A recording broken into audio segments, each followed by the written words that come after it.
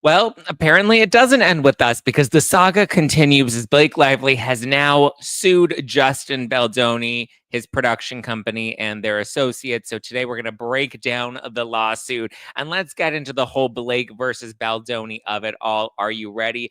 I know I am. Let's get it. You're listening to No Filter with Zack Peter, your go-to source for all the latest pop culture and reality TV tea, served fresh all week long. Now, let's dive in. What's going on, guys? Welcome on in, welcome on in, welcome on in. Happy Monday. Hey. Hi guys. I know some of you are commenting on my glasses. So they're not like actual prescription glasses because obviously, as you know, I got LASIK. Shout out to Dr. Alexandra Chabelle out in Newport Beach for doing my LASIK last year. However, I am partnering with Pair Glasses, Pair, Pair, next year in 2025, starting in January. But today I just felt like I wanted to look smart because these are my reporter glasses. But so these are my anti-blue light glasses. And what I really like about the pairs, they have like other like frames that you can swap out with them. So they're really cool. I'll talk more about them in the new year and I'll give you guys a promo code. But I just wanted to like, they came in and I was like, I just want to look like smart today. I want to look like I know what I'm talking about. I want to channel my inner Emily D. Baker and like look like a sexy librarian. I almost said sexy lesbian, but I spent a lot of the weekend with them. Um, with, yeah, a lot of them. But yeah, I hope you guys had a good weekend. Spent the weekend with my family. Spent a lot of time at my mom's over the weekend, which was fun. Yeah. So, okay, really funny story though, before I get into today's live. And I have the court documents. I have Justin Baldoni's statement. We'll get into all of that. Blake Lively's old interview clips. Like, we'll get into a lot of it. I tried to not consume as much of it over the weekend because I wanted to just like be present with my family. And so I figured, you know what, let's raw dog it today. Let's go in and we'll dive into the lawsuit together. But if you remember last week on the podcast and on Instagram and TikTok, I posted a video about my rant about Target and how Target has everything locked up. They have the toothpaste and the deodorant. And then I would go to buy socks at Target, or I happened to be at Target and I figured, oh, I need new socks. Let me just get some new socks. And everything is locked up. They won't let me out, right? It's like Karen Huger, clink, clink. But so I posted that rant on TikTok, and then TikTok, I don't know if you guys noticed or if you are actively posting on TikTok, but at least when you're going through videos, at the very top, there's a search bar. And the search bar usually lets you know what topic the video is about, or like, what someone's talking about in the video. And so I actually clicked on my video, my rant on the Target, locked up underwear rant, the thong rant, and I went to look at it and I went to look up at the search bar to see, what they filed my video under. And they filed my video under Karen. TikTok is trolling me and called me a Karen. Can you believe that? I just thought that was hilarious because I was like, wow. I was like, is that what I am now? Like I'm a Karen because I'm mad that Target has everything locked up and I can't just get toothpaste in peace. Well, it is what it is. Crime is down and now I'm a Karen. Believe the algorithm. Speaking of believing the algorithm, we're going to get into this because there are so many details. I'm just going to start by saying this with the Blake Lively and the Justin Baldoni of it all. So I don't have a side in this. I don't know if I'm Team Justin. I don't know if I'm Team Blake. I don't know much about Justin, but from what I do know about Blake, I'm just kind of like, not the biggest fan of Blake's, but like I said, we're gonna get into all of it. We're gonna mention it all today. We'll go through the lawsuit. So the news, to recap everybody over the weekend, I'm sure you've heard Blake Lively has filed a lawsuit against Justin Baldoni. Let's see. Let's actually pull up. So the lawsuit is against Wayfair Studios, which is Justin Baldoni's LLC, Justin Baldoni personally, Jamie Heath, Steve Sorowitz, Melissa Nathan, the agency group PR LLC, Jennifer Abel, RWA Communications LLC, Jed Wallace, and Street Relations Inc. Noticeably absent from this lawsuit, however, is Sony, who I believe was the one that financed the film. So the film was produced by Baldoni and his company. Justin Baldoni was the director on the film, and I believe does have the rights to the books, to the story, because It Ends With Us is a book series, or it's from a book series, and I believe he does own the rights to that series. And so that's why his production company produced this film. I believe they were planning on producing other films from the book series. Baldoni was the director. He was also the main lead in the film. Blake Lively, I believe, was also a producer on the film. So we'd heard all the rumors and the rumblings when the film was first coming out. Blake was doing her press tour. Justin was not doing any press with Blake. He was not doing any press with the other cast members. He was kind of doing his own thing, right? Then we hear that Blake was difficult on set. Old interviews of Blake started to resurface. Everybody turned on Blake. Nobody was a fan of Blake because everybody was just like, WTF, what is the deal here? Right. That said, we're now months later. She's decided to file this lawsuit. The lawsuit is for a complaint for damages for sexual harassment, retaliation, failure to investigate, prevent, and or remedy harassment, retaliation, aiding and abetting harassment and retaliation, breach of contract, intentional infliction of emotional distress. Oh, we love that one. We love intentional infliction of emotional distress, negligence, false light invasion of privacy, and interference with prospective economic advantage. So again, before we get into the details, as the news had broke at the end of last week, I saw Bethany Frankel. I tried to not consume a ton of content from any other content creators. I did have one content creator friend that I spoke with extensively about this over the weekend. But like I was saying, like I was with my family. I was like, I don't care about Blake Lively and Justin Baldoni that much to do any emergency breaking news, whatever. I was like, I'll cover it on Monday when I'm back in the office. But that said, I did see a video from Bethany Frankel, and I did see a video from Perez Hilton. And then this morning, I saw a video from Nick Vial.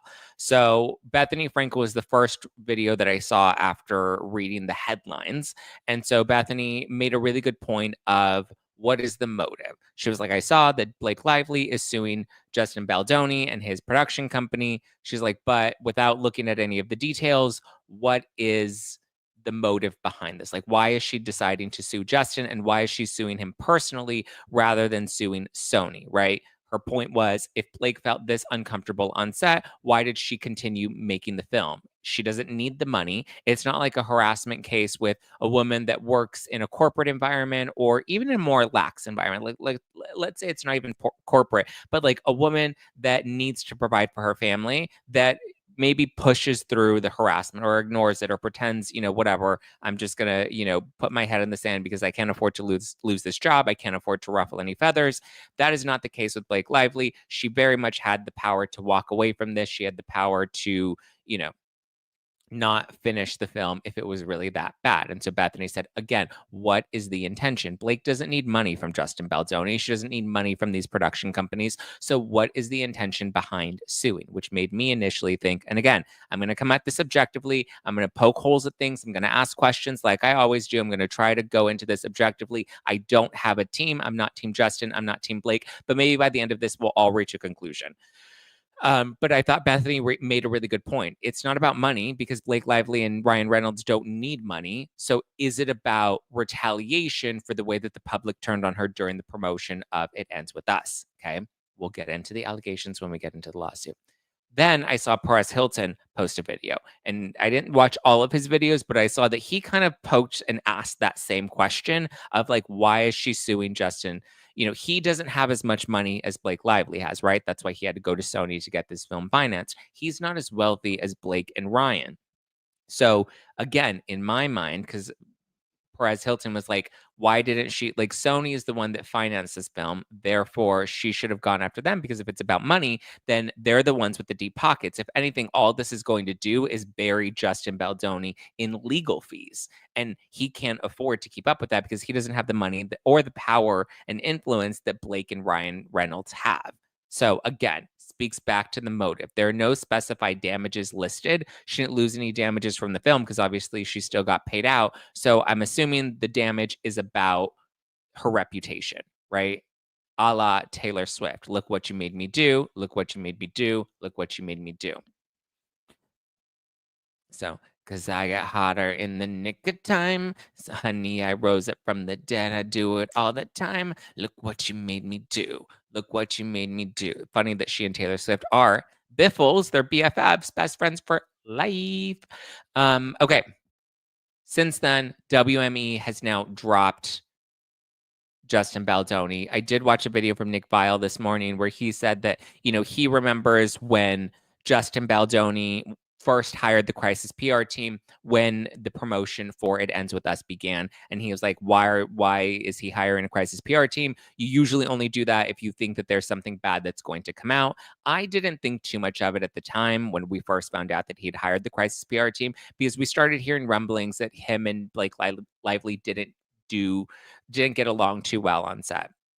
I watched the movie. They do have really good chemistry, and you can tell that there's like fire and passion there between them. Probably why like makeup sex, is so fiery is because when there's passion there, that chemistry, is naturally just there, right?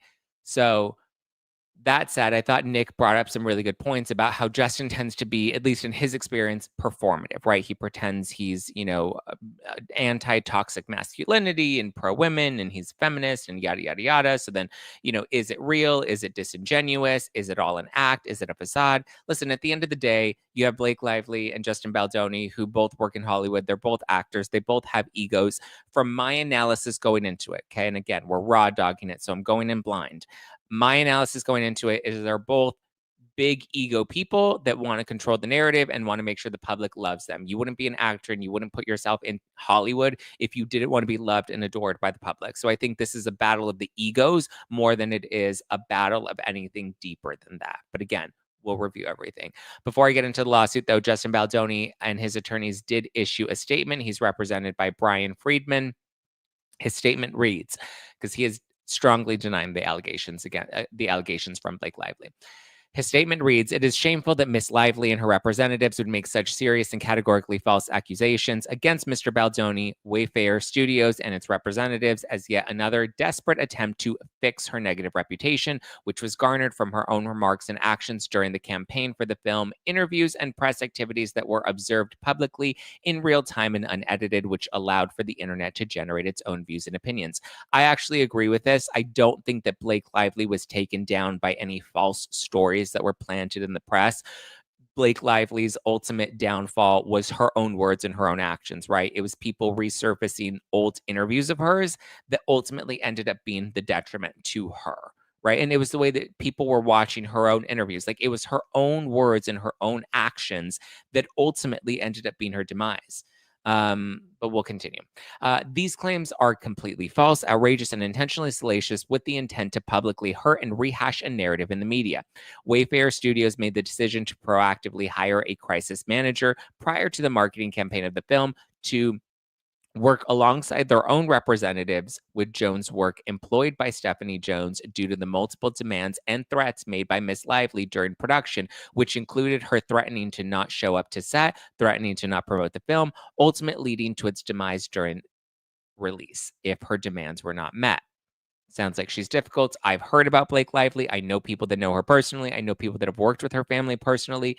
All of the things that I have heard about them have not been great. I'll just be honest. I haven't heard much about Justin Baldoni, was not familiar with him prior to the film, but everything that I did hear about Blake Lively, she was entitled, she was bratty, she would flex her power to the degree that she could.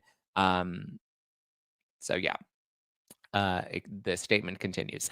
It was also discovered that Miss Lively enlisted her own representative, Leslie Sloan, with Vision PR, who also represents Mr. Reynolds, to plant negative and completely fabricated and false stories with the media, even prior to any marketing had commenced for the film, which was another reason why Wayfair Studios made the decision to hire a crisis professional to commence internal scenario planning in the case they needed to address.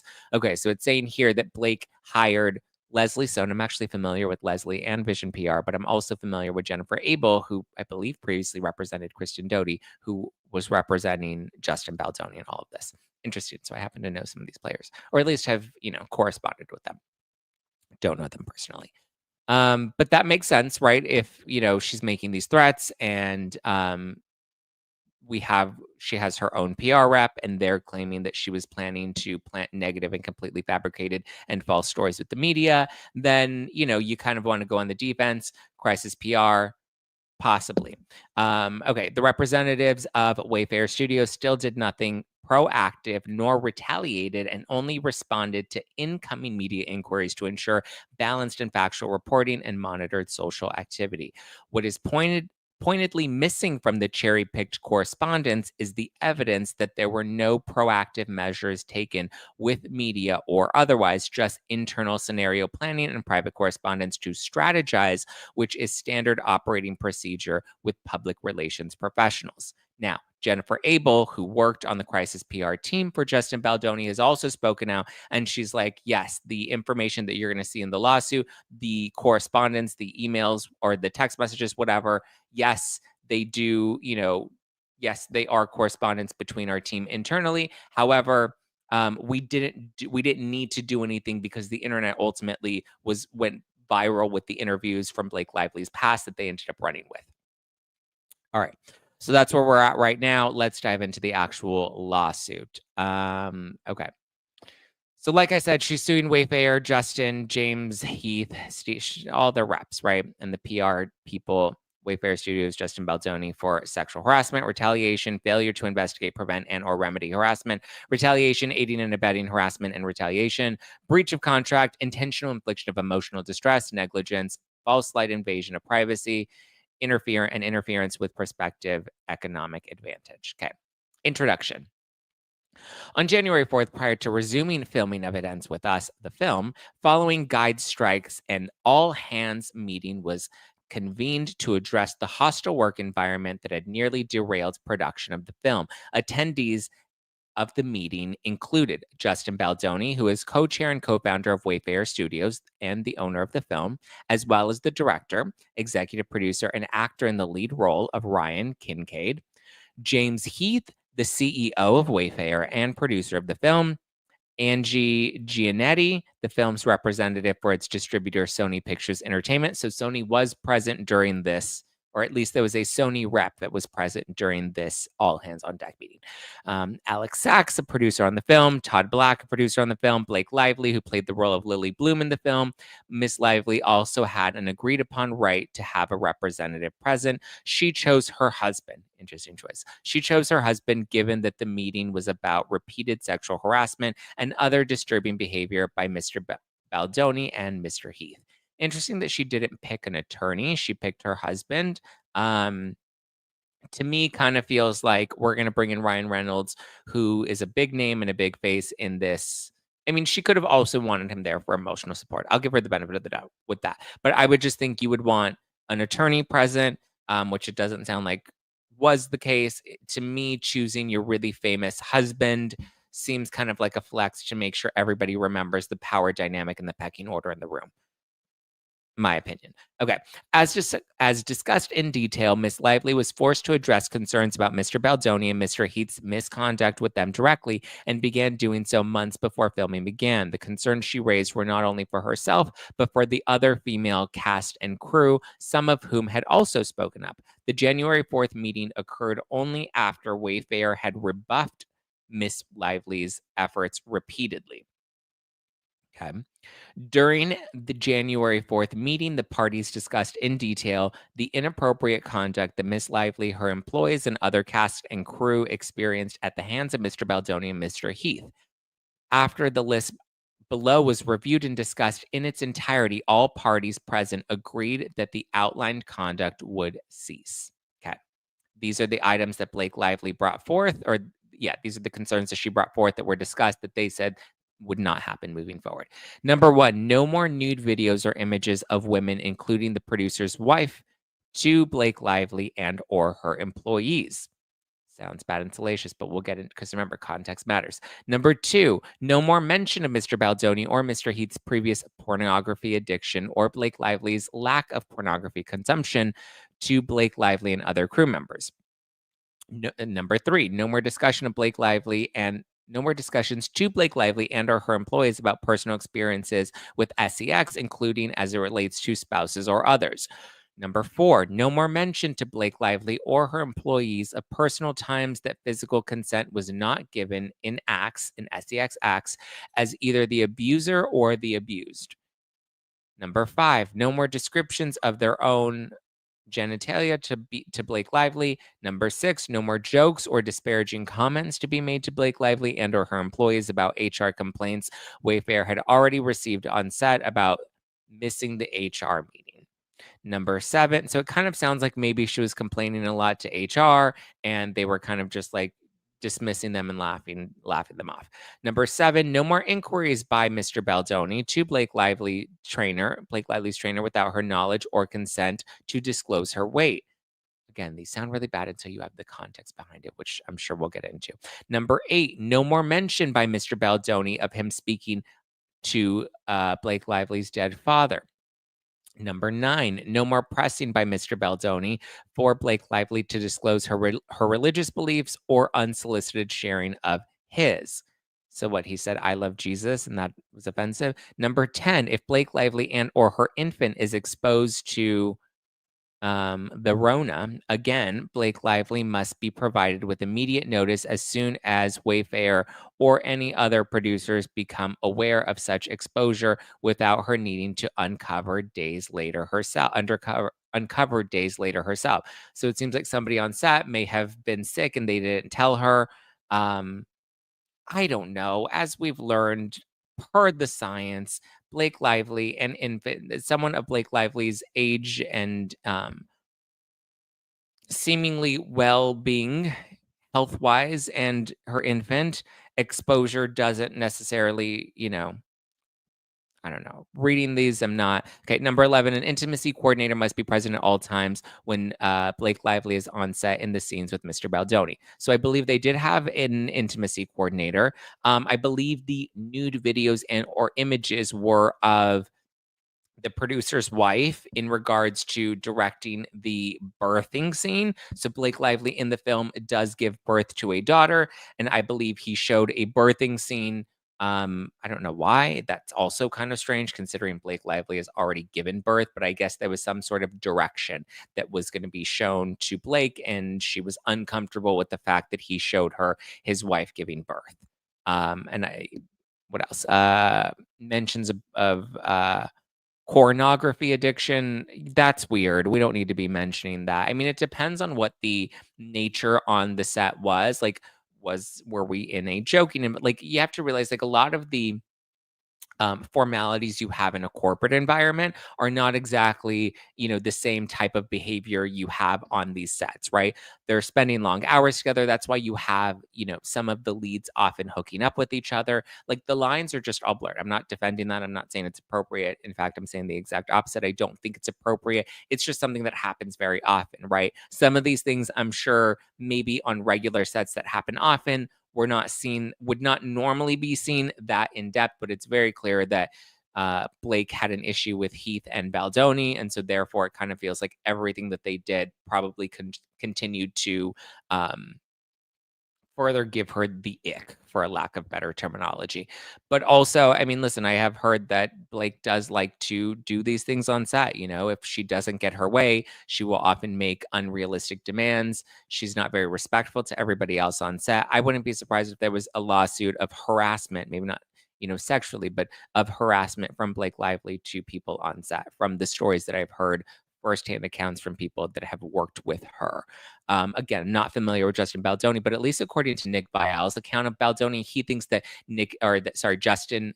Nick thinks that Justin is very performative. He thinks that a lot of his public persona is very much an act so that people think that he's a good guy, that they believe that he's a nice guy, when in reality, he doesn't believe that Justin Baldoni is as good of a guy as he wants people to believe that he is.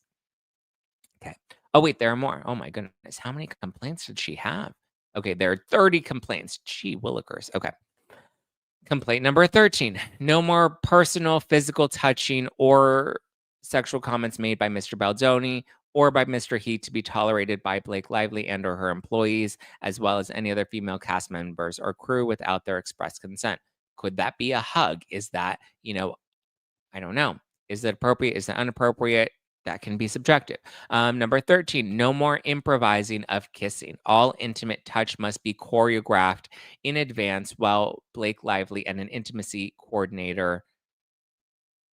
No biting or sucking of the lip without Blake Lively's consent, and all intimate on camera touch and conversations must be in character, not spoken from Mr. Baldoni to Blake Lively personally. So she wants no physical interaction with him unless it is something that is choreographed specifically by the intimacy coach. How or the intimacy coordinator. That's really strange, at least in Hollywood, right? Like Blake and Justin aside, like an intimacy coordinator is now going to choreograph, like, I think that does kind of hinder chemistry? I don't know, because you think about, like, with fight scenes when it comes to, like, physical, um when you have on-set coordinators, like, the punches and the fights are usually shot from multiple different angles, and there's, all these other sound effects that are edited in afterwards, and I don't know, that's kind of an interesting thing when you sign up to do a rom-com, and then you're like, "Well, but I don't know how much I want to, like, I want everything that we do to be strictly coordinated."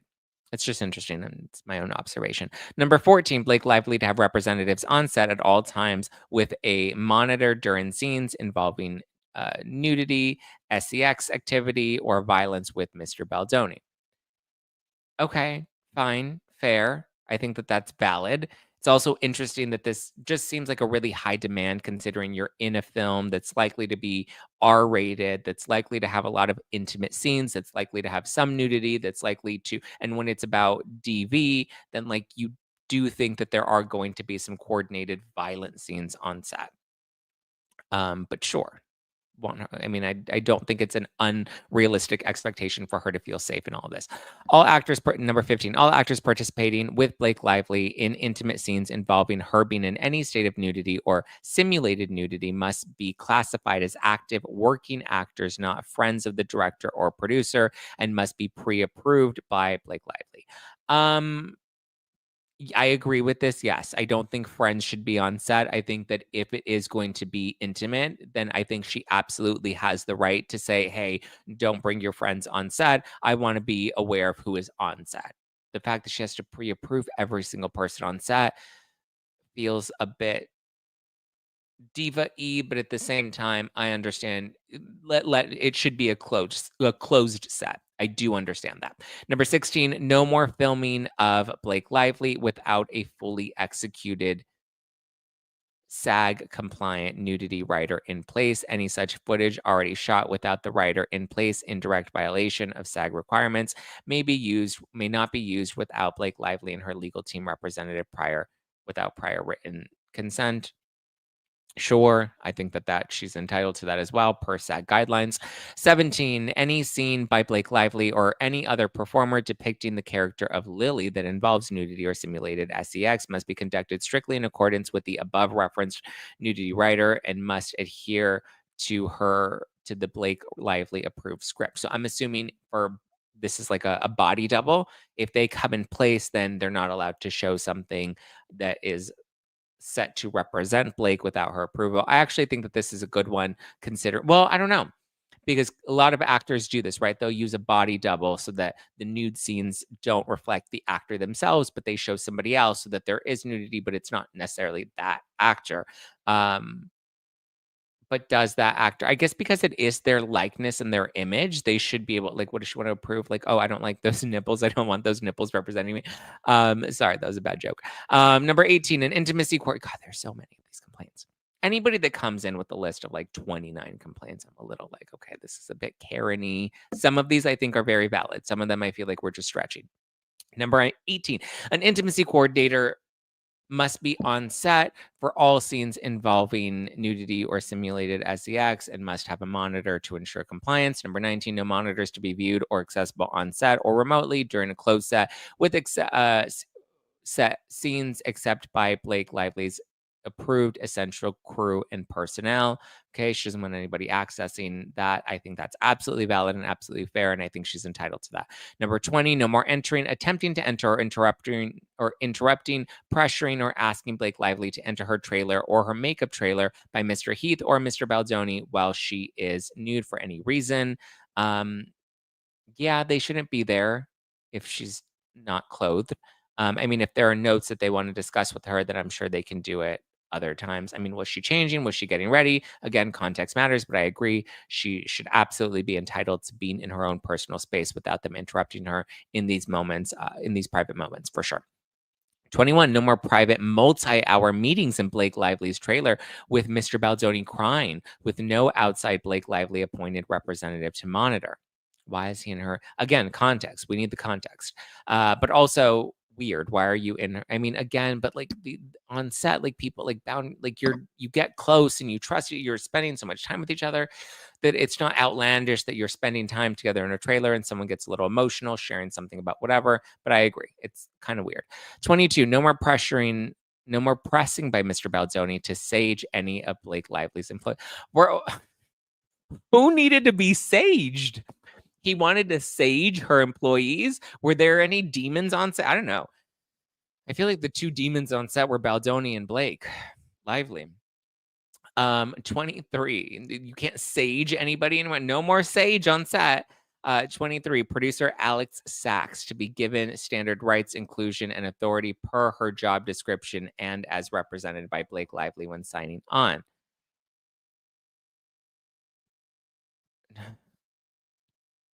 Given standard rights, inclusion, and authority. What standard rights did her producer not have? Does she not have the right to eat or drink or breathe or go to the what standard rights was Alex Sachs denied on set?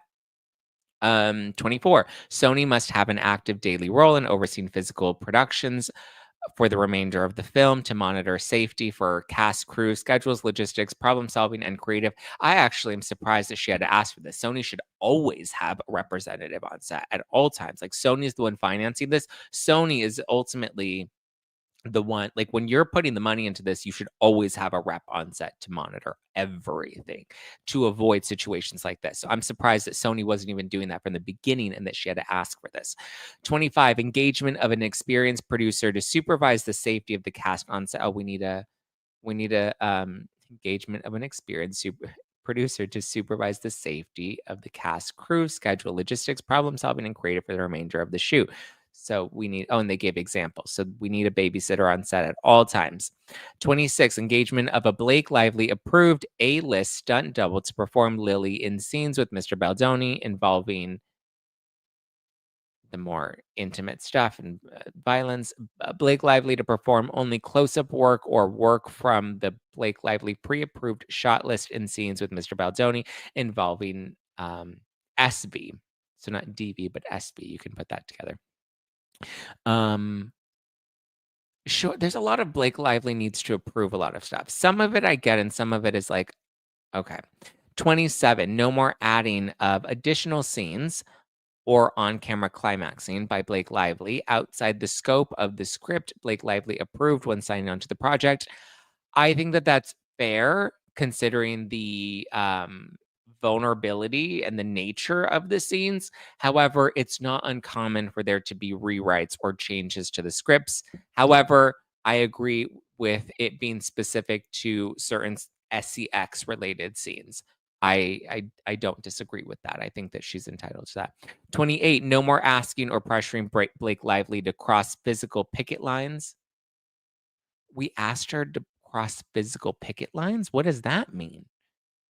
You're not going to tell me what to do. Number 29, no more retaliatory or abusive behavior to Blake Lively for raising her concerns and requesting safeguards.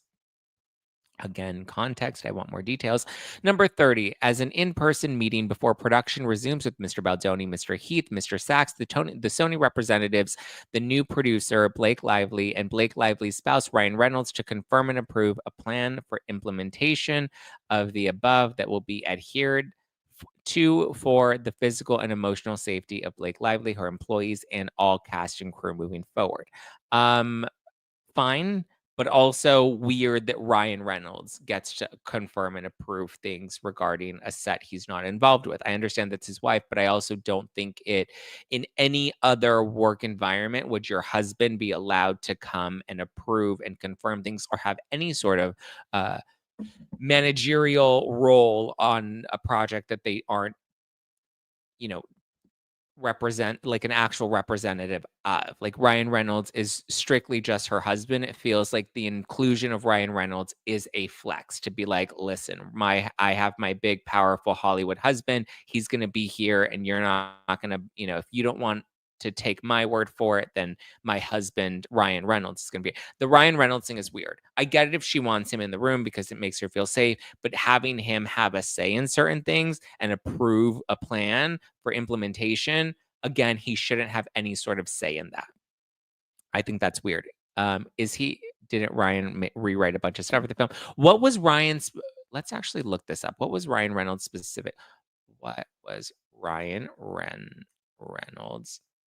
role on It Ends With Us? Was he a producer on this film? Blake Lively says Ryan Reynolds wrote a scene. Okay, but he's not a producer, right? So he did end up rewriting a scene. Oh, yes, she had him rewrite, and I think this is part of like what her demands were. There's a scene in the film where they're on the rooftop together. He's not a producer. I don't believe he is a producer on the film. She, I believe, is a producer on the film. Let's look this up. This Ends With Us producer credits. Let's see if we can confirm or not. Okay. Producers for the 2024 movie It Ends With Us include Justin Baldoni, who is the director and producer and co-star, Blake Lively, who is a producer who stars in the film as Lily Bloom, Christy Hall, Jamie Heath, Alex Sachs, Colleen Hoover, Andrea Agemian, Todd Black, Andrew Kolf, John Logan Pearson, Steven Sorowitz, who's named in the lawsuit, and Mariella Villa. Other production credits include not Ryan Reynolds. Helga Gruber, Duncan Blickenstaff, Rob Simonson, Barry Peterson, Oana Flaherty, Rob Sullivan, Christy Carlson, Russell Barnes. So Ryan Reynolds is not a producer on this film. And it seemingly has no role. But I do believe that he was asked to. They're not, you guys. I just read you the producer credits. They're not. Everyone in the live chat is like, Ryan's a producer. That is false. Or at least not according to the actual. Not according to the actual. But the film's actually good. Brian, who's saying he doesn't want to watch film. The film wasn't, it was actually good. The books are awesome. I haven't read any of the books. But yeah, so we've confirmed Ryan Reynolds. So I do think it's weird. Even if he was allowed to rewrite a scene, it's because it seems like she's asking for him to have some sort of, special provisions that allow him to have influence on set, which I just think in a normal sense, you normally don't bring your husband in to do. But again, on films, like the boundaries, the lines, like they're all kind of, blurred a bit. So, yeah, but we've just confirmed Ryan Reynolds was not a producer on the film. Okay. In the initial summary, it continues. This meeting was an essential step in the process that parties had agreed to several months before to allow the cast and crew to safely resume production of the film in mid-November 2023. The parties had agreed in writing to implement a list of protections enumerated in the contract entitled Protections for Return to Production, attached hetero as Exhibit A, which included 17 provisions designed to require Wayfair to cease the on-set behavior of Mr. Baldoni and Mr. Heath. One of those provisions required an all-hands meeting to confirm and approve a plan for implementation of certain protections that will adhere to the physical and emotional safety of Miss Lively and her employees, all cast and crew moving forward. After receiving the document, Wayfair responded that Wayfair, Sony, and production respectfully acknowledge that Miss Lively has concerns regarding safety, professionalism, and workplace culture. Although our perspective differs in many aspects, ensuring a safe environment is paramount and irrespective of differing viewpoints. Regardless your outline request, we find most of them not only reasonable but also essential for the benefit of all parties involved. Okay, so they're saying we see you, we hear you, we listen, and we don't judge. No, they're saying we get it. We don't agree with all of your points, but we hear you and we agree with most of the things that you're saying. We think that those are reasonable and we're willing to abide by them. At the end of the January 4th meeting, having discussed at length the details of the concerns that had been expressed by Miss Lively and others, the parties agreed to implement and follow the productions for the return to production to ensure that the film could be completely completed, marketed, and released safely and successfully as it was. Production of the film resumed on January 5th and concluded on February 9th, 2024. The film had been a resounding success. Leading up to and in connection with the release of the film during the summer of 2024, Miss Lively and fellow cast members promoted the film in accordance with the marketing plan created and delivered by the film's distributor, Sony, which is summarized in the talking points attached hereto as Exhibit C. Miss Lively and other cast members were under the contractual obligation to render promotion in accordance with the meeting plan. The marketing plan directed the cast to focus more on Lily's strength and resilience as opposed to describing the film as a story about domestic violence. To avoid talking about the film that makes it feel sad and heavy, it's a story of hope. So she didn't want the movie to feel sad or heavy. She didn't want to focus on DV. She wanted to focus on strength and resilience and hope. I think in order to get to the hope, though, and in order to get to the strength and resilience, you have to first show, like, you have to show the dark, and then you have to show the sun rising the next morning, if that makes sense, in my personal opinion. In the days leading up to the film's release, Mr. Baldoni abruptly pivoted away from the film's marketing plan and these types of publicity activities in which he had previously participated in. What the public did not know was that Mr. Baldoni and his team did so in an effort to explain why many of the film's cast and crew had unfollowed Mr. Baldoni on social media and were not appearing with him in public.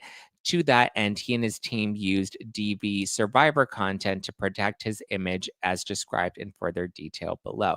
That was really interesting, right? It wasn't just Blake that wanted nothing to do with Baldoni. The cast was not interested in working with him, in appearing with him publicly either. Okay. What the public did not know was that this was the beginning of a multi-tiered plan that Mr. Baldoni and his team described as social manipulation designed to destroy Miss Lively's reputation. The plan was backed by virtually unlimited resources. Wayfair's co-founder, co-chairman, and leading financer is multi-billionaire Steve Sarowitz, who divulged at the film's New York premiere on August 6, 2024, that he was prepared to spend $100 million to ruin the lives of Miss Lively and her family. With that backing, Mr. Baldoni and his Wayfair associates embarked on a sophisticated press and digital plan in retaliation for Miss Lively exercising her legally protected right to speak up about their misconduct on set, with the additional objective of intimidating her and anyone else revealing in public what actually occurred. So here she's saying that because she brought up these concerns, it doesn't appear, based off of what this summary is saying, that this behavior continued after that meeting. So she said, these are the concerns that I have. Here's all 29 of them. Here's my Angie K scroll. I have it all listed out, page front and back, 18 pages front and back. And it doesn't appear that after this January 4th meeting, from what I'm reading so far, that any of that behavior continued. So it's interesting that she's now choosing to sue them, even though they had a meeting. The meeting put forth these provisions, and it seems like these provisions ceased after January 4th, and none of these concerns came up again from Blake Lively.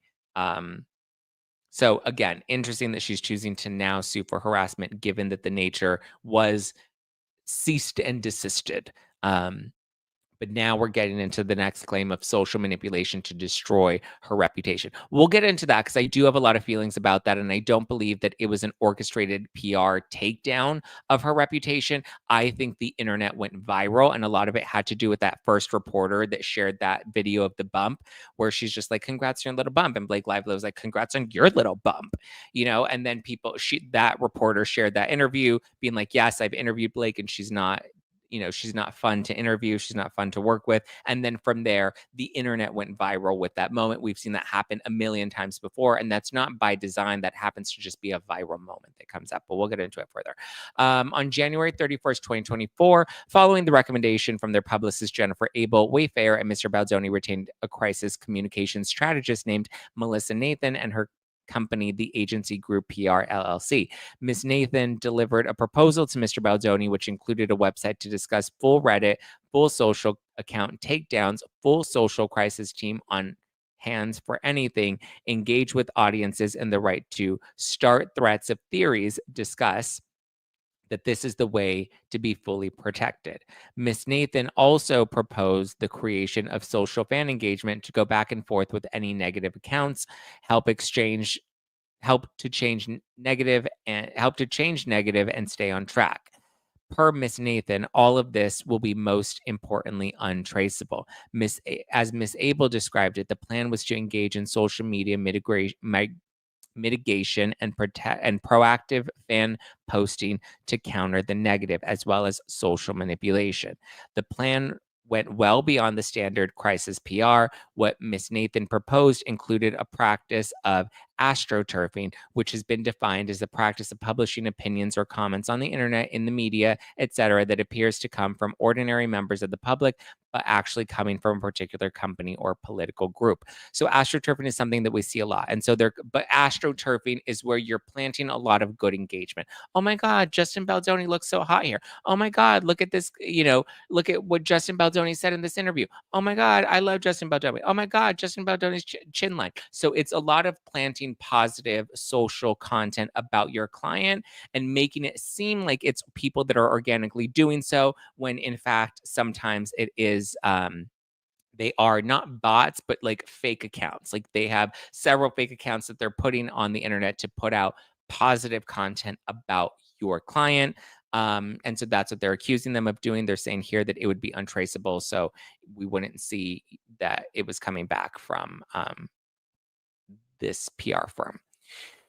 On August 2nd, 2024, TAG circulated a scenario planning document to Mr. Baldoni and Mr. Heath and others, which describe preparations and strategy should Miss Lively and her team make her grievances public, and is attached here to as Exhibit D to get ahead of this narrative. Mr. Nathan's plan proposed strategies to advance misleading counter narratives, including pushing Nathan's narrative that Miss Lively had a less than favorable reputation, proposing to explore planting stories about the weaponization of feminism, and misleadingly blaming Miss Lively for production members losing their jobs. And here we have one of the text messages from Justin Baldoni. Morning, not in love with the document they sent. Not sure I'm feeling the protection I felt on the call. And then we have a response from what's her name? Melissa? Miss Nathan? Miss Nathan saying, this is the first time that I'm personally gone through a scenario planning with them, so I think let's let them discuss the thinking behind the document and the actual process and protocol of how they implement these things. That's the most important part of this. That's the most important part of this, is how quickly they can shut things down and play stories in your favor. Be honest on this call, and let's give real feedback to each point. Justin responds, yeah, just feels very much like there is not much defense, and also them feeling strong that she's going to do something just a bit concerning what everyone had originally thought. So it seems like crisis was brought in because they were afraid that Blake Lively was going to take some of the concerns that she had and take them publicly, whereas internally the company's already said, yes, we think some of your demands or this list that you've set forth, we think that some of them are reasonable. We don't agree with all of them. So they think that she's going to start voicing her concerns, and they want to get ahead of it, right? Because if she does start voicing their concerns, it seems like they're afraid that it may hinder the success of the film. Initially, Mr. Baldoni expressed concerns that TAG's written plan was insufficiently aggressive to protect him. So he wants to make sure he feels safe. Writing to Mr. Heath and Miss Abel, he said he was not in love with the document that they sent, not sure he's feeling protected on the call with Miss Nathan and her colleagues. In response, Mr. Heath attempted to reassure Mr. Baldoni that they had found the right people for his campaign. In Mr. Heath's words, the most important part of this is how quickly they can shut down and place stories in your favor. So the intent appears to be to shut down the negative stories about Baldoni and instead flood with positive stories. This is very common in crisis PR. We've seen it with Andy Cohen, right? With all of the allegations that have come out against Andy Cohen in the past year or two, we've seen he hired a crisis PR team. And so a lot of what a crisis PR team will do is their job is to overflood the algorithm with positive news stories, positive coverage, positive interviews. And so it's not necessarily to tear anybody else down because there could be retaliation ramifications legally. So, like with Andy Cohen, when we look at their PR strategy, they've given these like really big interviews, right? Like with Variety or the Hollywood Reporter, or they pick big publications and give them exclusive sit down interviews. And almost it's kind of an unspoken guarantee that like it's going to be a fluff piece, right? We'll give you the exclusive to the celebrity as long as you cover them in a positive light. So that's the job of a crisis PR team. When you do like SEO, search engine optimization, or when you look up something on social media, if you continue to flood the algorithm with positive info, and that positive info or that positive content continues to get engagement, it stays at the top of the algorithm so that when people look into things, they don't find the negative stories, they don't find the negative posts. It's all positive. So the intention is to flood with, like, even when it comes to like a common strategy with crisis PR is, if there's some negative stories about your client out there, then for every negative story, you want to go out there, and these are all hypothetical examples, but like you go out there and try to, schedule 10 interviews that are guaranteed to be positive interviews so that those 10 positive interviews flood the SEO so that those come up at the top rather than that one negative story, right? And it's with the intention of burying the negative stories. Very common in crisis PR. Later that day, Miss Abel and Miss Nathan exchanged the following text messages expressing that Mr. Baldoni wants to feel like Miss Lively can be buried. Miss Abel and Miss Nathan agreed that, of course, they would do just that. Could not say so in writing. We can't write it down to him, but we can. We can't write "we will destroy her." Imagine if a document saying all of these things that he wants ends up in the wrong hands. That is very true. So from Jennifer Abel to Melissa Nathan. You can, of course, do that, but I do think he needs to know I'm going to confidentially send you something. He's texting me and Jamie on the side just to arm you before this call. I think you guys need to be tough and show strength of what you guys can do in these scenarios. He wants to feel like she can be buried. Okay. Um, Melissa responds, of course, but when we send over those documents, we can't send over the work we will or could do because that could get us in a lot of trouble. And then Melissa continues, we can't write it down for him. We can't write down, we will destroy her. We will go to this. We will do this. We will do that. We will do this. And then Melissa writes again, he has to look at it as an information document for us to be armed with it. For us to be armed with, that's all. Imagine if a document saying all of the things that he wants ends up in the wrong hands. Miss Nathan followed this by reassuring Miss Abel, we can bury anyone, but I can't write that to him.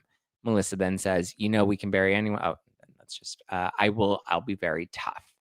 A few days later, on August 5th, 2024, Mr. Baldoni set the narrative for the social media campaign, sending Miss Abel a screenshot of a thread on X that had accused another female celebrity of bullying women. Mr. Baldoni said, this is what we would need. And it's about Hailey Bieber being a bully to other women. And people talking about that online. Ms. Abel responded that she had just spoke to Melissa about this, about what we discussed last night for social and digital. Ms. Abel added focus on Reddit, TikTok, Instagram, with reassurance that Miss Lively would be destroyed or buried. Wayfair and Mr. Baldoni directed Miss Nathan and her team to actively engage in their retaliatory social manipulation campaign. In the weeks and months that followed, with the direction and approval of Wayfair and Mr. Baldoni, the team engaged in a sophisticated, coordinated, and well-financed retaliation plan. Now, Jennifer Abel has spoken out against this, and she said, let me read you some of the statement that she posted before we get into the rest of this. Donna Bowling posted it on her Instagram.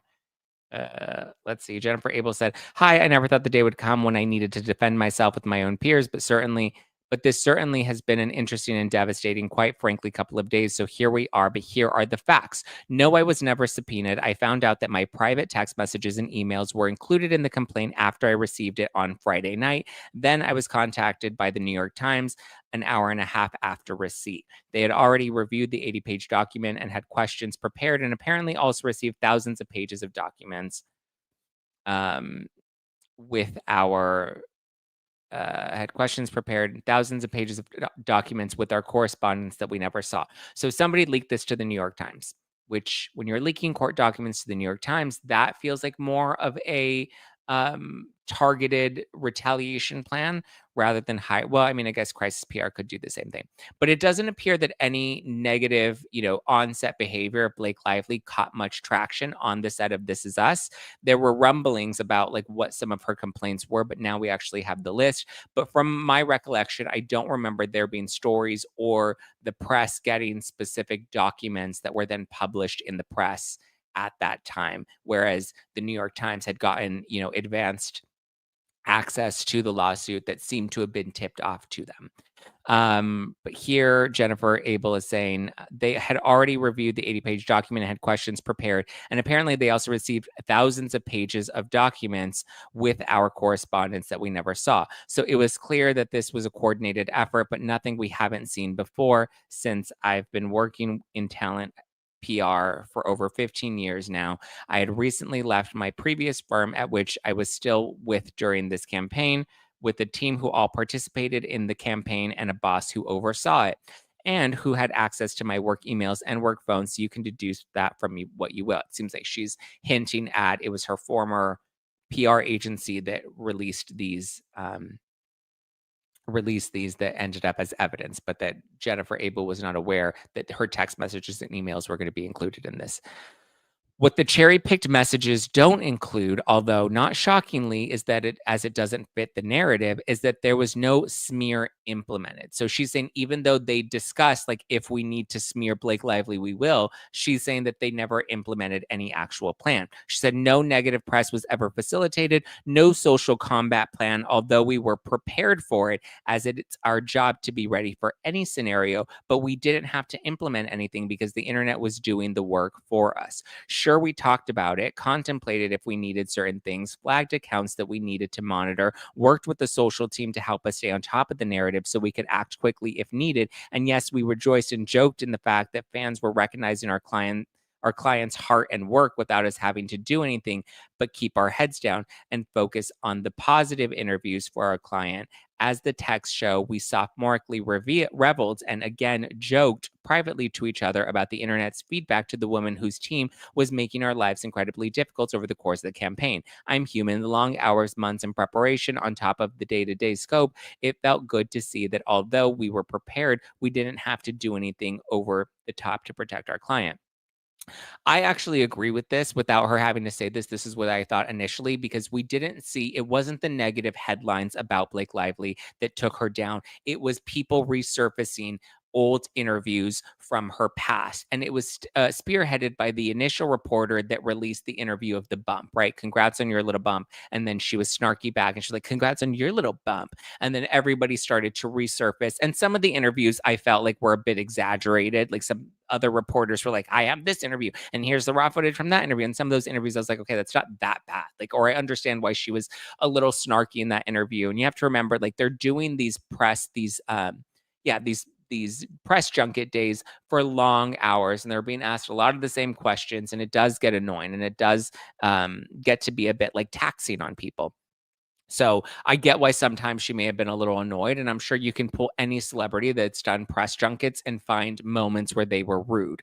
But again, it was Blake Lively's own behavior and her own words that took her down, not this orchestrated PR, smear campaign. Because as Jennifer Abel and as my own observation, it doesn't appear that they ever implemented it, right? You can say, oh, this person wanted to drive a car into my house, but if the car never drove into the house, then you can't blame them for doing that if your house got taken down because of an earthquake, right? If there was damage done to your home and it was the result of something else, you can't say that just because that person said that they wanted to drive a car into my living room, that that's what caused the real damage to my living room when there was an earthquake that caused the damage to my interview, if that makes sense.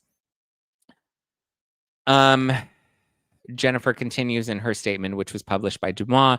Incredibly difficult to say in what way. Funny, you should ask. I was notified at the start of the campaign that the opposing team had been planting horrible stories about my client as a fail-safe if my client did not comply with the demands set forth for the campaign, which is why we brought on Crisis. So they're saying that Blake Lively is threatening to ruin his reputation if they didn't comply with what she was asking for, which is why we brought on Crisis, as it's not something that I do. My sole job was to put together interviews, screening opportunities, and speaking opportunities for my client in the scope of the film, a standard scope of work. I did my job.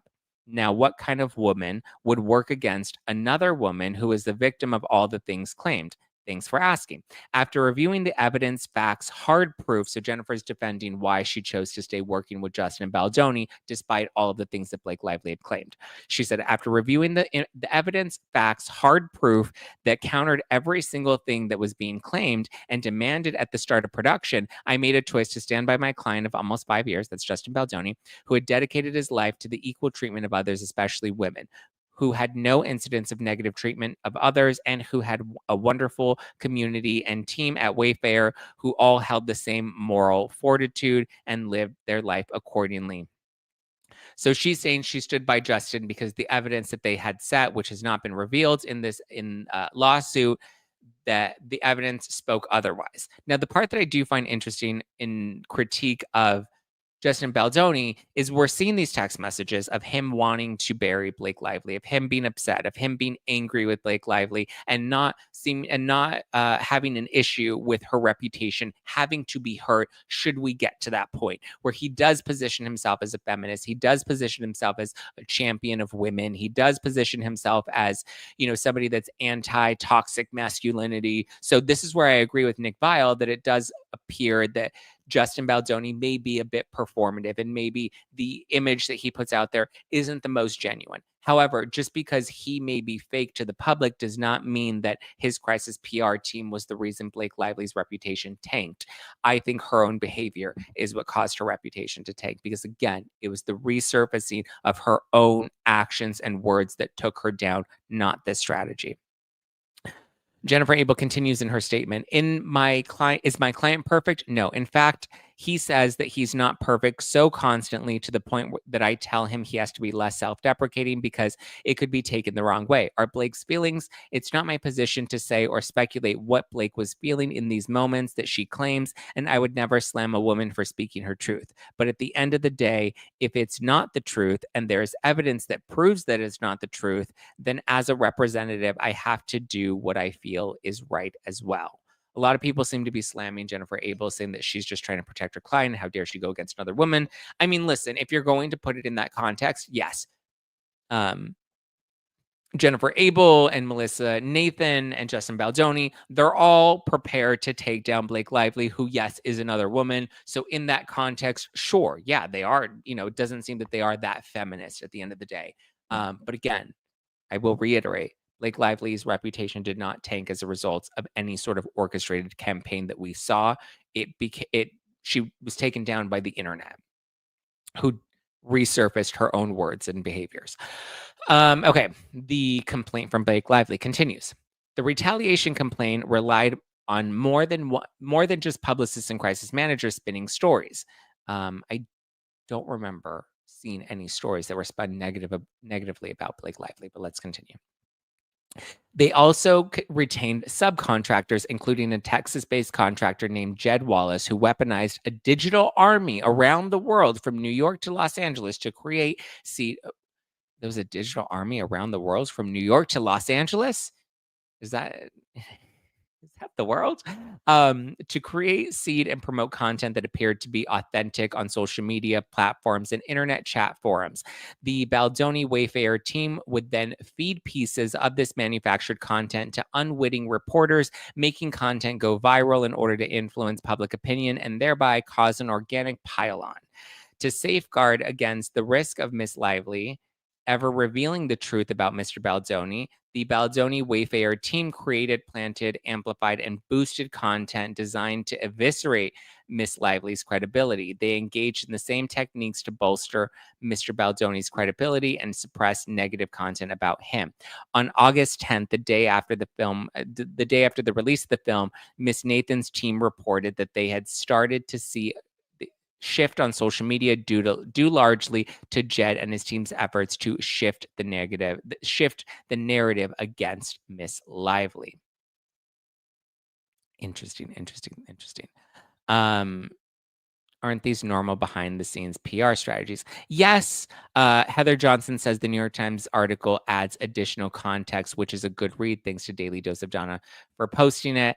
Well, here's the thing. And I know I've always been very critical, and I'm surprised that Donna is really promoting the New York Times because I've always been very critical of the New York Times, as we saw with the Girardi case with Erica and Tom Girardi and the way that they covered that. Even Hulu, when they did those documentaries, I'm very skeptical when it comes to the press because the press or the mainstream media is often, people think that the mainstream media is owned by politicians, right? Or owned by big corporations, but it's equally just as owned by celebrities, right? They have heavy influence on the press. So when you have somebody like Blake Lively and Ryan Reynolds that want to push a narrative out there, the press is more likely to favor them unless it's a really big scandal, right? And that scandal is going to pay their bills. They're going to do whatever they can to get as many clicks on it as possible. And right now, you have Blake Lively making these big accusations. She has a lawsuit, so it's in their favor to, lean on the side of the more popular celebrity in this case.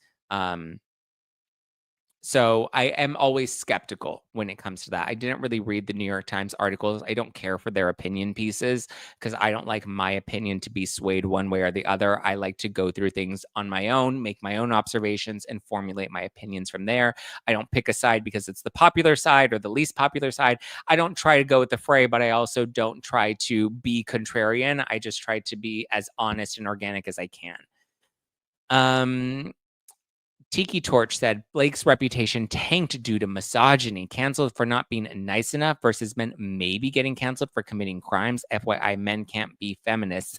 Any guy who claims to be one is always a predator. Okay, well, that's a bit of an overreach and a stretch. I don't think that it's that Blake wasn't nice enough. I think that she was actually rude, right? She was like, like I said, that there are moments in these press junkets where you're going to get frustrated, but like, we've actively seen in the stories that I personally know of Blake from people that have worked with her directly, she's not a good, nor is her brother Eric. And they're not good or nice people to work with. They're very rude to people. So it's not just that Blake wasn't nice enough, it's that she's actively been rude the years of her career. I think Gossip Girl, I think she was already an entitled actress, as many of them are, but I think Gossip Girl really helps her reach a new level. I don't dislike her necessarily. But maybe men getting canceled for committing crimes. So I haven't seen any crimes that have been listed in this lawsuit, nor have I seen any criminal charges that have been filed against anybody listed in this lawsuit as well. So,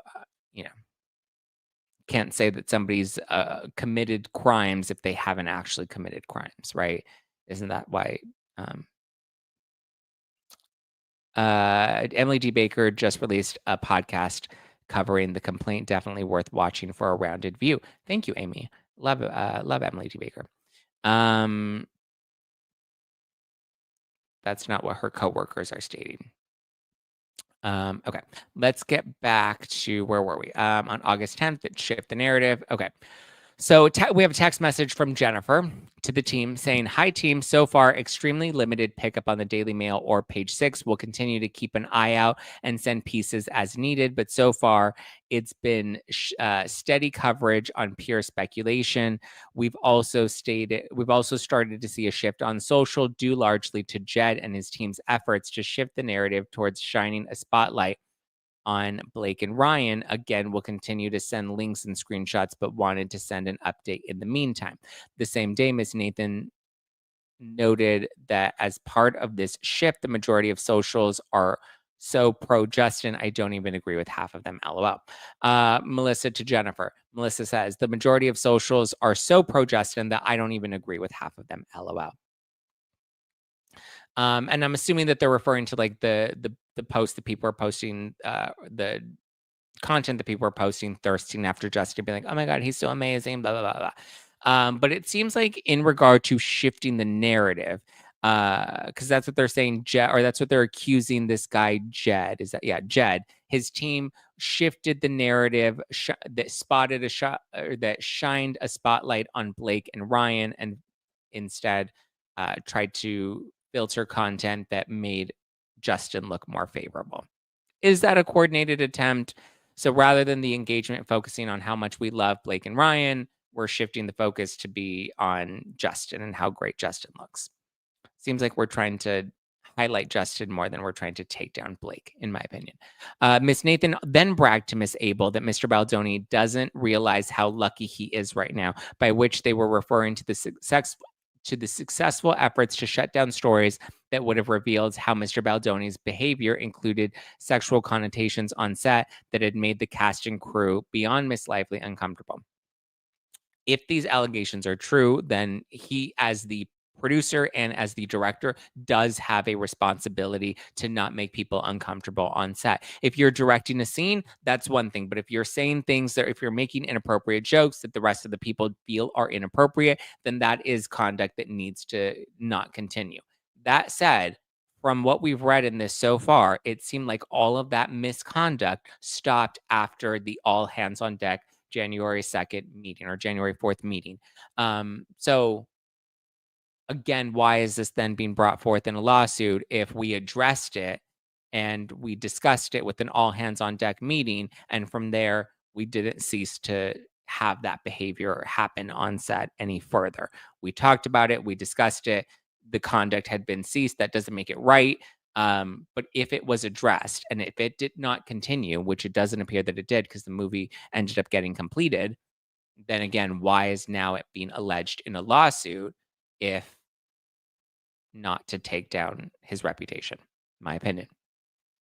Melissa to Jennifer. Melissa says he doesn't realize how lucky he is right now. We need the press to just we need to press on him to just how fucking lucky. Yeah. I mean, again, I would imagine that that's within the context of coming off of Me Too and Time's Up, where it was very common to just immediately cancel the guy without context, or as we saw with Amber Heard and Johnny Depp. Johnny Depp was immediately canceled by everybody, and then it was revealed in court that the allegations that were made, it wasn't the full story, right? There were more details and additional context, and it seemed like Amber Heard was orchestrating a takedown of Johnny Depp in an effort to promote her film and to boost her own reputation. Melissa to Jennifer, to whispering in his ear. Wait, the whispering in the ear, the sexual connotations like Jesus fucking Christ, other members feeling uncomfortable watching it. I mean, this is just so much. Less than a week later, they again bragged about how they had shut down stories regarding HR complaints on set. On August 15, 2024, Melissa Nathan remarked that this went so well, it was genius. So, okay, we have 4 majors standing hill down on HR. Melissa to Jennifer. Jen, this went so well, I'm fucking dying. I have to call you later in a bit and tell you how this went. It was genius. Melissa to Jennifer. So, okay, we have 4 majors standing down on an HR complaint. I think we are fine on that bit. So it seems like they're happy that the HR complaints were not made public. On August 16th, Miss Nathan circulated a Daily Mail article entitled "String of Hard-to-Watch Videos that have surfaced following tone-deaf Q&A to promote It Ends With Us could tarnish 36-year-old star's golden Hollywood image for good," to which Miss Abel responded, "Wow, you really outdid yourself with this piece." And Miss Nathan replied, "That's why you hired me, right? I'm the best." Miss Nathan being the crisis PR, or the one that's specific to crisis PR, Jennifer Abel being just classic PR. And the screenshot of the article is from the Daily Mail, and it says, is Blake Lively set to be canceled? String of hard-to-watch videos that have surfaced following tone-deaf Q&A to promote It Ends With Us could tarnish 36-year-old's golden Hollywood image for good. Okay. Jennifer says, wow. Jennifer says, you really outdid yourself with this piece. Melissa says, that's why you hired me, right? I'm the best. So this does appear. So it seems like they went to, or at least Miss Nathan went to page 6 and was like, listen, there's all this chatter online. And this happens a lot, right? Where a PR or a publicist will kind of set up the story for the reporter and send it to them and be like, listen, here's a good story. And if it's a slow news week, the reporter's likely to run with it because it's a good story. They don't have to do as much work. And so this does feel orchestrated. Whereas people were already talking online and they wanted media coverage of it. So then Melissa Nathan went and was like, here, look at all this coverage that's going on over here. Do you want to write a story about it? It sounds juicy. And the Daily Mail's like, yep, this sounds juicy. Let's run with it. Okay. As their own words revealed, the purpose of the social manipulation plan was twofold. It aimed to both conceal the pattern of harassment and other misconduct by Baldoni, Mr. Heath, and Wayfair, and B, retaliate against Miss Lively by battering her image, harming her businesses, and causing her and her family to severe emotional harm. Millions of people, including many reporters and influencers who saw these planted stories, social media posts, and other online content, had no idea they were unwitting consumers of crisis PR, astroturfing, and digital retaliation campaign created and funded by Mr. Baldoni and Wayfair to hurt Miss Lively. That is precisely the goal of an astroturfing campaign, to light a fire and continue to stroke conversations, secretly blurring the lines between authentic and manufactured content, creating viral public takedowns. Yes and no. So millions of people who saw these planted stories, social media posts, and online content had no idea that they were unwitting consumers of crisis PR. I mean, yes and no. Everything is PR. I've said this from the very beginning. Every article you're reading online is PR. Good or bad, it's all PR. Like, people, I don't think people realize how disingenuous the media is now. All of it is PR. A lot of podcasts are PR. They're interviews. I mean, I've engaged in that in the past, where you make a deal with a publicist and you're like, hey, I want to book this client of yours on my show. And they're like, okay, well, we'll give you that client, but you have to take an interview with this other new up and coming talent. And so sometimes I would make those trade deals, and I would maybe have people on that I didn't really care to have on, but I would do it as a favor. You scratch my back, I scratch your back. And that's just kind of how the game works. I don't think people realize majority of the media is all Frankenstein. It's all astroturfing. It's all of this bullshit. It's all, I mean, that's really what it all is at the end of the day.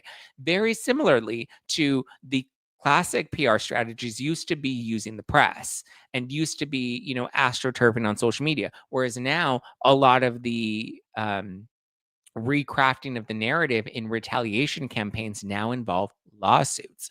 We saw it, with Amber Heard. We're now seeing it with Blake Lively. We've seen it with a number of different stars in the past. We saw it with Erica Jane, right? Where there were all these accusations and all these lawsuits that named Erica in the lawsuit. But to this day, she's not been found criminally guilty of anything. No charges have been filed against her. She keeps getting dismissed from all of the civil lawsuits.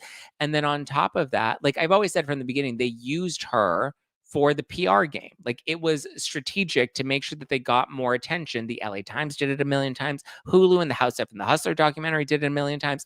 They used Erica's, celebrity to capitalize off of that moment, rather than to genuinely go after the people that were committing these crimes, because the story was bigger. We got more clicks, we got more likes if we attached Erica's name to it, right? This happens all the time. These lawsuits usually tend to be PR orchestrated. In an effort to, rehab an image or reclaim the narrative. And the unfortunate part is people have no longer fallen for just the media headlines, which is why people now jump to lawsuits. And in a civil lawsuit, you can claim anything. Because again, we're getting to the end of this initial summary. And at the end of this, they're not saying that any of that behavior that happened on set continued after the all hands on deck HR meeting, where Sony was present and Baldoni was present, and she had Ryan Reynolds present. So we had a meeting. The conduct had ceased and desisted from there, and it didn't seem to continue. Production ended up working, and now we're reshifting it to focus on this was a PR orchestrated takedown, which again, I have not seen any evidence of so far. Okay, the complaint continues. As laid out in this campaign, and as laid out in this complaint, the Baldoni Wayfair-led public attack of Miss Lively was intended and was the intended result of a carefully crafted coordinated and resourced retaliatory scheme to silence her and others who were speaking out about the hostile work environment that Mr. Baldoni and Mr. Heath created. But we are kind of seeing that most of this crisis PR plan never was fully implemented. As such, it was not only unconscionable and a breach of contract, but also illegal under both the state and federal law. Then why aren't there any criminal charges filed? Miss Lively brings this action to hold Wayfair and its leaders, Mr. Baldoni, Mr. Heath, and Mr. Sorowitz, accountable for the ongoing retaliation, threats, and harm they have caused Miss Lively and other cast and crew and all of their families. Who are the other people? Who are the other cast members and other crew members who have been hurt by this? And how does this impact their family? Like, that's a big accusation to say that they did that. And also, why are we not suing Sony? Why is Sony not named in this? Sony was the one that financed this film. Yes, these were the people on the ground that were handling the day-to-day, but why are we not going after Sony? Sony was ultimately, or has some sort of responsibility to this, right? Okay. And then there's a whole other, I mean, this is a 50-page lawsuit. I was hoping to go through as much of it as we could, but there's a lot more to it. Maybe we need to do a part 2 because now we have the factual background to get into. But let's see what the live chat has to say. The damage she wants is to ruin his career. It's not monetary. That was my interpretation of it, is that, I mean, listen, he doesn't have the money that Blake Lively and Ryan Reynolds have. So it does appear to be to harm his reputation, and he's going to be buried in legal fees. So I don't think that, you know, the intent, like, other than hurting his reputation and hurting his bottom line, I don't know what else they're hoping to gain from this lawsuit. That brings me back to the questions that Bethany Frankel and Perez Hilton had initially brought up of, like, what is the motive behind this, right? If the conduct did not continue after the meeting, then why are we still talking about the misconduct? And then if, you know, because it was addressed, we touched on it, they agreed not to do it anymore, everybody was in alignment with it. Okay, got it. Then it comes to the PR media campaign to take her down. They didn't take her down. Again, the internet took her down, and that wasn't through astroturfing. We saw from what we've heard and seen about this astroturfing claim that they're making, it was to flood the internet with positive content about Justin Baldoni more than it was to put out any negative content about Blake Lively. Again, that reporter that I think is the one that was the initial tip-off to lead to all of the fall down of Blake Lively, she's come out and said, hey, I was not part of this coordinated effort. I just saw Blake Lively's really awkward and uncomfortable interviews. And therefore, which let's actually play them so that people remember what so we were seeing these awkward interviews from Blake Lively, and then from there, this reporter posted the little bump, your little bump, like that video, posted it. It went viral, and then everybody started resurfacing and putting montage clips of her behavior. Let's actually watch one of these. Let's see.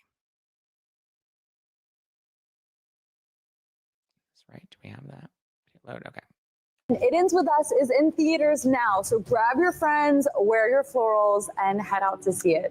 We have a few more characters already in the beginning of the first season that come in and mess up our lives even more. We start in the Hamptons, which is a staple of New York socialites that you haven't yet seen. And, you know, we all kind of dated each other, so we have to date more people or each other's parents. And First of all, congrats on your little bump. Congrats on your little bump. What about my bump? You've got two nice. Really quick, It Ends With Us. We're so excited. What can you tell us? This is Atlas and Lily. That's what I'll tell you.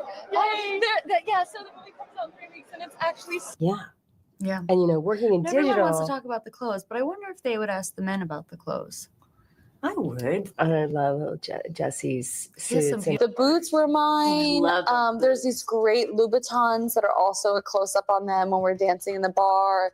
Those are mine. I have a few of my husband's shirts and socks randomly in the movie. I have some of Gigi Hadid's sweaters in the movie. The chemistry with Justin also was off the charts. I mean, really, truly. Really important. You're supposed to, tell a story well and make people feel, but you're also supposed to do it in a way that, This is your night, mister. No, this isn't my night. This is a night for all the women who we made this movie for. This is a night for Blake. This is a night for Colleen. Yeah. I'm just so grateful that we're here. You're not going to sing if you. I didn't think did. You can sing, I sang in this movie. Well, You yeah, see the movie. I did see the movie, but I mean, You see it, it feels like a big, beautiful summer movie, but like we didn't have any budget. So there were. So I'll start here. Okay. And it's dry shampoo, but really, you know, it smells amazing, but it also gives you like a nice smell. So I like to do a little bit more at the back, like a little bit of the like. Right now, we help each other. We work together so much. So the iconic rooftop scene in this movie, my husband actually wrote it. Nobody knows that, but you know. Understands the themes of this movie, comes across you in public, and they want to really talk to you. What's the best way for them to be able to talk to you about this? How would you recommend they go about it? Asking for like my address or my phone number or like my location share. Or I could just location share you, and then we could. I'm just curious. Just social security number. I'm a Virgo, so I'm like, are we talking logistics? Challenging scene for you to get right because all of them. This whole movie, honestly, the work that I did on screen was easier than the work that I did off screen in this movie because of all that went into it. So I really look at I love a challenge though, and I'm just so proud of every bit of it. We went through a whole roller coaster of the human experience, and I'm very. My wife's 7 months right now, so I know what it's all like, the feet rubbing. She's just taking advantage. Is she? Totally. Oh, please say the no. Okay, breathe. Lipstick lasts longer, but gloss is more fun. Oh my gosh, thank you so much. That's so sweet. I'm gonna put it here because it doesn't with my outfit, but I will wear it later. Thank you. Oh my god, I'm gonna put it on. Thank you so much. Okay. All right, that's enough of those clips. But like these are the clips that people were sharing and resurfacing. She does appear to have this like very condescending tone to her. Here's the thing. I feel like I'm being very critical of her, but it's just because I'm analyzing the complaint that she's put forth in this lawsuit. But like for me, I just feel like there are a lot of allegations, and people are immediately jumping to conclusions. Oh, by the way, I want to give credit that video was from an account on YouTube, Ames JPEG, who shares a lot of these montage clips on YouTube. So just to give credit of who put that montage together. So yeah, I mean, that behavior is ultimately what was the demise of her reputation, right? I don't think that they needed to coordinate any sort of major effort against her in order for people to share these old videos and clip these old things together, same way people do all the time. So yeah, I mean, we read the initial summary. We can get into all of the nitty gritty. There's a lot to it. But it gets more into the actual like claims that she's suing for, which again, if all of these claims ceased and did not continue after this meeting, then I question, why are we bringing it up? Do we want to get into, I mean, we're already 90 minutes in. Maybe we do a second episode where we get into the initial, or we get into all, I mean, it's 70 pages. And so far we've only gotten through the first like 11. Yeah, we've only gone through the first 12 pages. So we can get into the rest of it. But the next part is the factual background, which gets into how Justin and Jamie were inappropriate and had unwelcome behavior towards Blake, which I'm sure, listen, I'm not denying that. I'm not saying that they didn't have that sort of behavior. I'm not saying that they weren't inappropriate. They probably were. And going through all these documents, I am pretty sure they were inappropriate and crossed lines that were not okay. But in that moment, like as these things are happening, then what we need is to have, you know, ramifications that come up at that time, right? Again, I don't understand the motive in bringing all of this up. It seems like they didn't, like Justin hired this PR team because they didn't want any of these details coming out publicly, and it ended up ruining Blake's reputation because the public ended up turning on Blake. And it feels like Blake's like, no, I want the public to be back on my side. So he didn't want anybody to see how awful he was to me on set. So now let's expose it all. Let's really, expose him. Brian said, I don't think she's suing him. She filed a complaint with the California Civil Rights Department. This is a precursor to a lawsuit. Joe says Zack should read the rest of the complaint during members only, at least 4 drinks in. Oh my God, why? Because you think I'm going to end up canceling myself if I do that, just based off of what I've seen, right? And I always go into these, I want to remind you guys, I always go into everything skeptical, always wanting to look at both sides of the coin. I think that they are not great people, either of them, Justin Baldoni or Blake Lively. I think they're both not great people. They're probably both difficult to work with. I'm sure on the side it was a clash of the egos. And, you know, at this point, we're just kind of grasping at straws to see who's worse. He seems like he's a fake feminist. He seems like he's somebody that's not really a champion for women. Because again, why would you, based off of his own text messages alone, why would you want to bury another woman? I get it that she may not be a good woman, or she may not be the best. She may not be, you know, the most polite or whatever. She may not be the easiest to work with. But regardless, if you're such a champion for women, then why would you want to even, you know, flex on wanting to take her down? And then on her side, I think that she is very difficult to work with. I think she likes to stay in control of the narrative. I think she used Ryan Reynolds to flex, you know, that she has a stronger arm. WME has since dropped Justin Baldoni, which to me, I understand because I believe they also represent Ryan Reynolds. So when you have 2 clients that are going at each other publicly, you have to kind of make a choice. I wouldn't be surprised if maybe there was an ultimatum from Ryan Reynolds to WME. But yeah, of course, they're not going to keep the guy that's in the scandal, and they're going to keep the guy that has the bigger, you know, celebrity footprint. Joe says 2 things can be true. Blake can be a bitch, and some of her claims can in fact be true and backed by evidence if litigated. I agree. And I'm not denying that the things that she's claiming happened to her. I don't think I'm going to get into all the details with them because we're already 90 minutes in. If you want a part 2, maybe we can do a part 2 later this week where we get into the actual factual background, or I can read through it all myself and then we can do like a summary of all of it. But again, this lawsuit is 80 pages, 79. Yeah. 80 pages. Oh, let's see this. Oh, there's the scenario planning. Oh, here are the exhibits. We have Exhibit D, Exhibit C. So all the documents that the PR crisis team had. Again, just because they had these plans in place, these plans weren't actually implemented. I think that's, to me, what's so wild. So, okay, we're seeing all of the complaints that she had and what she, you know, filed. Got it. Exhibit A. Okay, so the lawsuit itself, without the exhibits included in the lawsuit, it looks like the lawsuit goes to page 62. Jesus. Also very long. I mean, do we believe that? Summary for, yeah, everyone's saying summary is fine.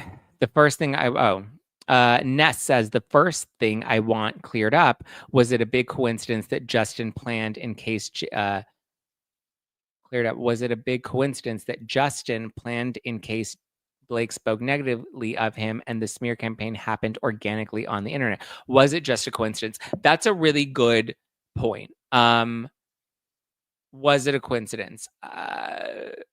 Based off of at least the text messages that we're seeing from these publicists, it seems like they're reveling in the fact that they're not having, like, they're saying, we don't have to implement our plan. The internet's already taking her down. The internet's burying her for us. Look at this. Look at what they're saying on Reddit. Look at what they're saying on social media. Look at what they're saying over here. So it seems like they weren't even, and they're kind of relishing, if you read these text messages between Melissa and Jennifer, they're kind of like, LOL, look at the internet's doing our job for us. So it appears that they didn't have to implement any of that plan. So it does seem that it may have been coincidental. What are the chances of that? I don't know. But from the evidence that's been submitted in this complaint, it appears that, you know,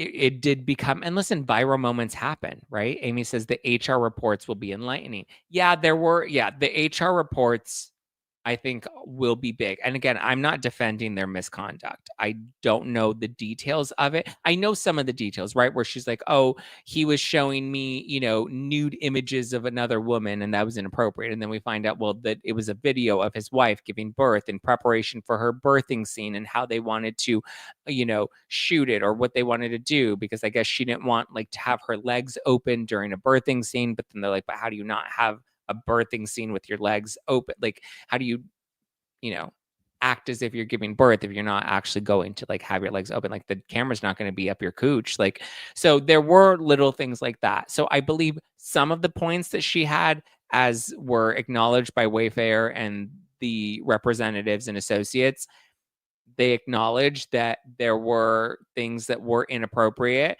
and they addressed it. They said they don't agree with all of what she's claiming, but it was addressed. So, let's see what else. So Diane says, based off of her complaints, he would have been crazy to not imply a crisis management PR firm. Yeah, I get that. I mean, again, a lot of these things, context matters. I think details matter. I'm not saying that they weren't inappropriate with her. It is very likely that they did a lot of things that made her uncomfortable, especially considering she didn't seem to really like Heath or Baldoni. So I'm sure any little thing that they did, if they sneezed, that could have been part of why she was saying that her and her baby were being exposed to the Rona on the set. Yeah. Ness says the final cut of the birth scenes shows that she was wearing some sort of undergarment thing and she wasn't naked. Yeah. Joe says, but Blake has given birth before, so why is showing a video necessary? I agree. And I said that earlier in the video. Joe, you were late to the live, but I did say that earlier in the video that she's somebody that has given birth, that I was confused as to why he would show that video. And she, I believe, responded like, ew, like, does your wife give you consent to show this? And he was just like, she doesn't care. So I don't know the context of what that conversation was. I don't know why he showed her the video. In my mind, it was weird. Like, I can see it from both sides, right? It was weird because I believe Blake is somebody that knows how to give birth because she's done it before. But also at the same time, if he was giving her some sort of direction as to how they wanted to shoot it, or there was something specific that they were looking for, I would get it. But it's also weird. Like, I don't know, like if somebody showed me a birthing video, I mean, I've been at tables where sometimes there were, guys that were like, oh my God, here's my dick, right? And like they were showing photos of each other's dicks or whatever. Like, I don't know. And it's like, context matters. And the nature of the environment at that time matters. Some of those text messages from Melissa are alarming, though. I don't disagree with you. I think some of them are alarming for sure. It shows that they had motivation to want to hurt Blake's reputation, but there has to be proof in order to prove that they were the ones that hurt Blake's reputation, where as of right now, it doesn't appear that they were the ones that ultimately took her down. Ness says James' wife, Heath's wife, works in pregnancy postpartum work. Yes, but what does that have to do with the video itself? Laura says, Zach, I hope you don't show any DPs at something about her. I don't really go to something about her, so you don't have to worry about that. So birth videos are normal. Again, I don't know the full context of it. They did that to Beautiful Disaster. Michelle said, if my husband showed his coworkers a birthing video, he would be pregnant with my fucking foot.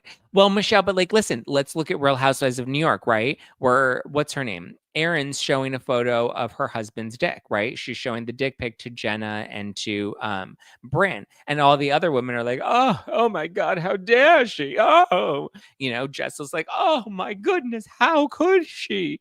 That could be misinterpreted as harassment, right? Like, let's say Jenna then decided, or Bryn then decided, you know what?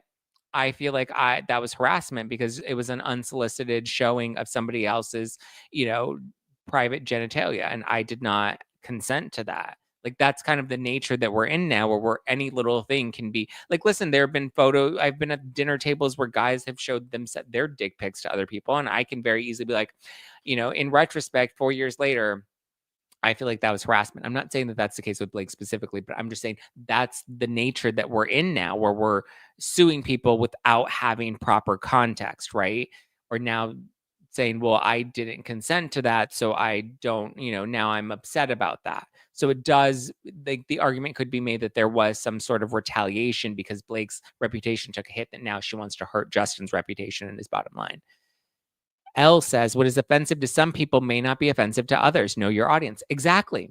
But then again, that's not to say that that same audience can't change their mind years later or after the fact and say, well, now I want to say that that was considered harassment. Like, that's also within the realm of possibility as well. TK Mills says, that's wild that they got her text messages to begin with. Extremely lucky.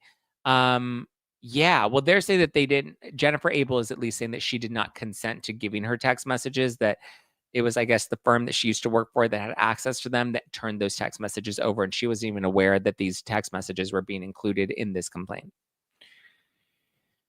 Sharon said, there's also a lot of tacky behavior out there. Yeah. Ness said, it's like James showing a garden photo and his wife is a gardener. Not the best example, but James' wife works in birth work. Yeah. No, listen, I get that. I'm not disputing. I'm saying that I can see it from both sides of the birthing video, but that's why with each of these 29 notes that she had, I'm sure there's a lot of context that would make Justin and Heath feel like, she's either exaggerating or she's trying to hurt the reputation, and why they wouldn't want that out there, right? Like, let's just say from Heath's perspective, that the video was completely innocuous and it wasn't meant to offend Blake. But then if Blake then puts that out there, that he was showing her inappropriate images of another woman's vagina, then I would understand why he wouldn't want that headline out there that, oh, this producer's sending unsolicited or showing unsolicited videos of of a woman's vagina. And then you realize, oh, well, there's context to that. It's his wife. It was a birthing video. It was in relation to a birthing scene that was happening on set, yada, yada, yada. So I can understand how they wanted to be on the defense and not have some of these allegations or accusations out there publicly, because they would likely lack context. BB says, did you notice they subpoenaed the text messages on a fishing expedition and cherry-picked these texts without complete context? Nothing prevents them from providing complete context. Yes. Did you notice they subpoenaed the text messages on a fishing? Yeah, which is likely what happens in these situations, right? They're like, let's subpoena all the messages, and then from there we can cherry pick. And that's kind of what Jennifer Abel is saying in her defense in the statement that she posted or that she shared, was that these were cherry picked messages that don't give the full context and don't give the full strategy that they were planning to implement or did implement, or the parts that they did not implement, that these text messages were cherry picked and only. And I was explaining this to one of my content creator friends over the weekend, who was like calling me and was like so worked up about this and so like anti Blake and blah, blah, blah. And all this stuff. And I was just like, yo, but like, if anybody subpoenaed our text messages, right? You and I, if our text messages got subpoenaed and were pulled into court, there are text messages that we have that if you cherry pick them and take them out of context, it can present itself very differently than the nature or the relationship that you and I have. So anybody can take that and then, reshape whatever narrative they want to paint about that, and that could very likely be like, listen, we get called things on the internet all the time: misogynist, racist, blah, blah, blah, blah, blah, right? We get called horrible names. So I have friends and we'll text each other those names back, be like, oh my God, you're such a racist. LOL, yeah, I know. LOL, you're so misogynist. I know, I just hate women. Like, and we're obviously saying those things in, a joking manner because we're making fun of the allegations that people make in the comments. But if somebody were to take those messages and cherry pick them and put them in a lawsuit, then yeah, at that point it'd be like, oh my God, look at, they're making fun of like how much they're racist or making fun of how much they hate women. Can you believe that? Oh, that's disgusting. They're horrible. They must really hate women, blah, blah, blah, blah, blah. In that context, sure. When you cherry pick it and present it like that, absolutely. It paints a very different picture. So yeah, that's where I stand. That's where I leave you with it. Okay.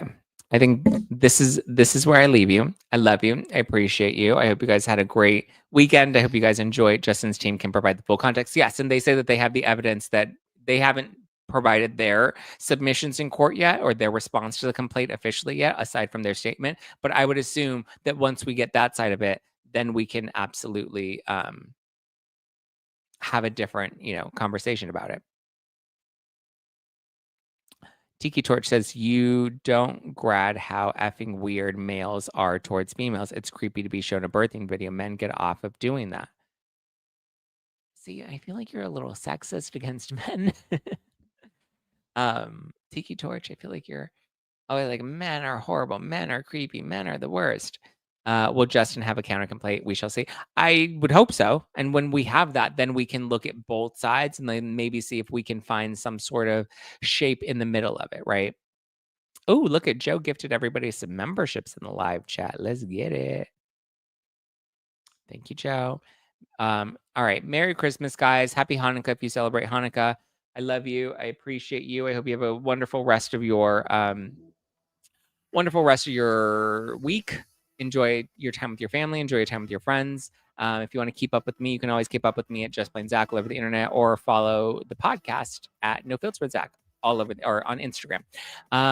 There will not be a new episode. I don't think we'll have an episode on Christmas Eve or Christmas Day, but I should be back the 26th or the 27th with regular episodes, and I'll make sure, we keep the content coming. If you would like a part 2, then definitely drop a comment below. I probably won't see you guys before Christmas, so Merry Chrysler, Merry Christmas. Jesus is the reason for the season. Jesus is the reason for the season. Jesus is the reason for the season. But if you want more about the Blake Lively and Justin Baldoni, if you do want a part 2 where we get into the other stuff, drop a comment below and we'll go through the other 69 pages of info. But we at least covered the initial summary, my thoughts. So we got that. All right, guys. Like I said, give me a follow, Just Plain Zack, if you want to keep up with me. Keep the DMs coming. If you're listening to this on Apple Podcasts, be sure to subscribe and leave a nice Apple Podcast rating if you're enjoying the show. If you're watching this on YouTube, be sure to hit the like button on your way out. Drop a comment below, letting me know your thoughts. Same thing on Spotify. You can leave a rating or you can leave a comment below, and maybe I'll shout you out next week. I think we'll do like a fun Christmas episode this week. Maybe I'll bring in some of my friends and we can mention it all. All right. Love you guys. Talk to you later. Ciao for now. Goodbye. Bye.